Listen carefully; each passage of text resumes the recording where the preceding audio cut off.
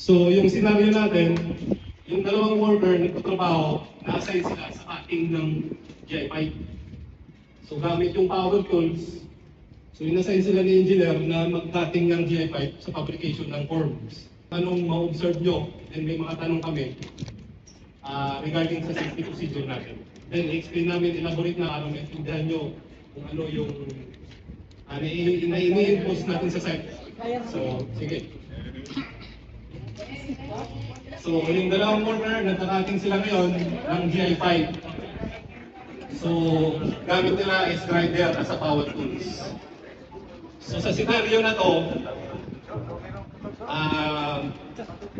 may tanong si Sir Glenn regarding safety. And welcome lahat na sumagot. So, patawagin na yung pangalan kung sino yung mag-explain. Okay, Sir Glenn. Okay, based sa na-observe. So first nga pautana, kinsay dakong chance nga maaksidente sa ila duha?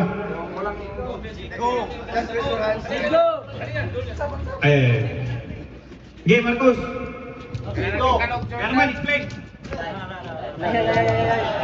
Digo, nakasando. I-demonstration daw. Identify and explain nga nung siya may dakong chance madisgrasya. Walang yung grinder niya, guard, tapos nakasando siya, wala siyang suot na para maprotektahan yung katawan niya. Naka-glove nga, putol naman. Tapos yung face mask niya, kalahati lang. Makakain ka nga siya pero makukuhaan pa rin niya yung alikabok.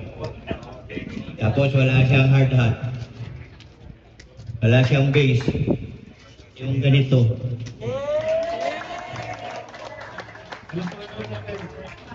So, Sir Marciano, na-observe na yung mga obvious at saka Okay na rin. tama yung sagot niya. Ito yung unang tanong natin. So in case, mama po, yung mataas po yung probabilidad na ma-aksidente ay si Diego. So i-elaborate po yan natin sa mga follow-up na question. So yung sagot po is tama. Siya po yung mataas yung chance na ma-aksidente sa construction site. Kasi isipin mo, araw-araw tayo magtrabaho sa site hanggang matapos yung project, ganyan yung suot.